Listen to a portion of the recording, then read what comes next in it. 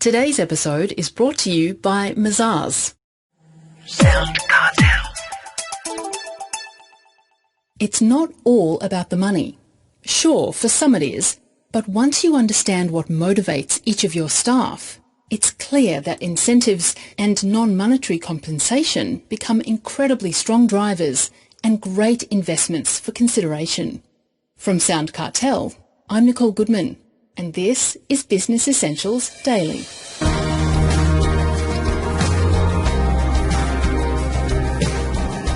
As we head into the tail end of the year, a lot of business owners are thinking, or perhaps getting hints, about what salary to offer their staff in 2021.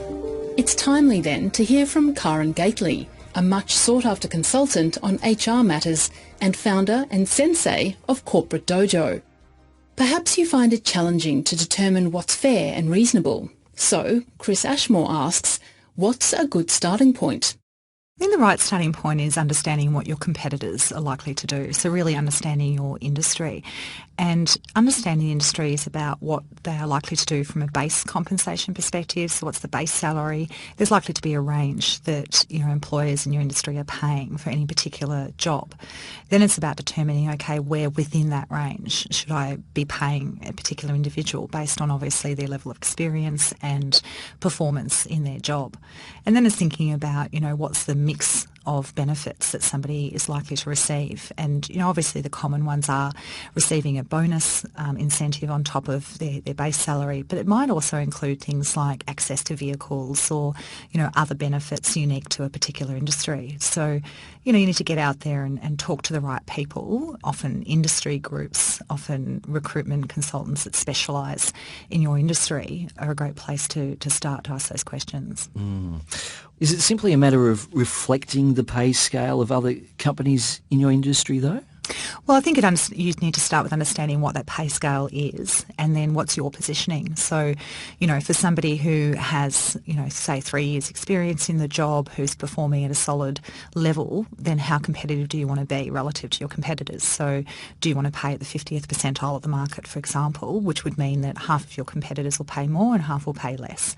Often organisations will have a strategy that says, for most people, that's where we'll position our salaries. But for a top performer who we really do want to either attract or obviously ultimately retain, we're going to target the 75th percentile of that market range.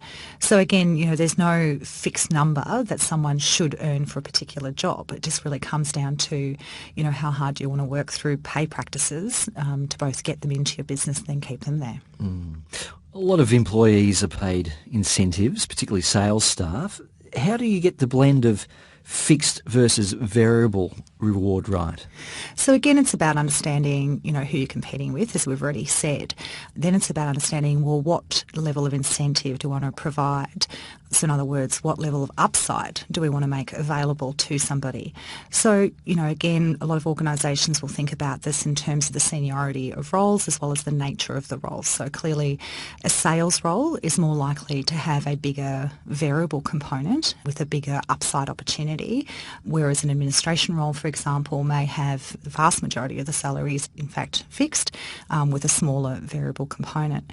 So again, it's about making sure that you are consistent internally. So as you start to put those incentive schemes in place, that you have some structure around that as to you understand why more is at risk or less is at risk and why more upside is available. Now, you say you should leave room for movement. What do you mean by that?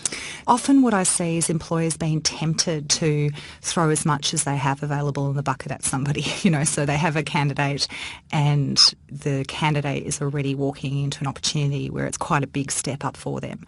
And employers will still be really keen to pay them at the top end of the market. And I constantly find myself having the conversation about hold just a little bit back, because this person, particularly if they're ambitious and they want to grow and they want to feel a sense of movement and progress, they're going to be asking for a pay movement. They're going to be asking for a pay rise in 12 months' time. And if we're already paying somebody at the top end and, there's nowhere to go, that can get difficult to actually then manage those career steps. So clearly we're not holding back to be unfair or to give people as little as possible. It's not the case at all. We need to be paying what we need to pay to be fair and competitive. But just don't overpay people, hold some back so you can actually give them something down the track when they've earned it.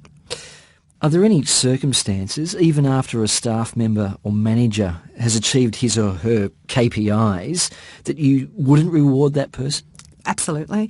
I think when somebody is behaving in ways that are unethical, for example, behaving in ways that are harmful to the organisation's culture or to other people's health and well-being, then I think we need to take a very firm stance and we need to put our money where our mouth is. If we say that we want a respectful cultural environment, for example, then rewarding people who behave like bullies is just not okay. That's clearly sending a strong signal to your entire workforce that that's actually what you value, is the outcome as opposed to the behaviour and what its impact is on the rest of the team.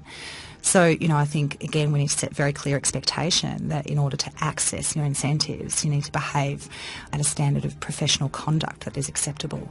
So, again, I think those can be tough decisions that employers make, but very necessary decisions to really create that cultural environment we want. That was Corporate Dojo founder and sensei, Karen Gately.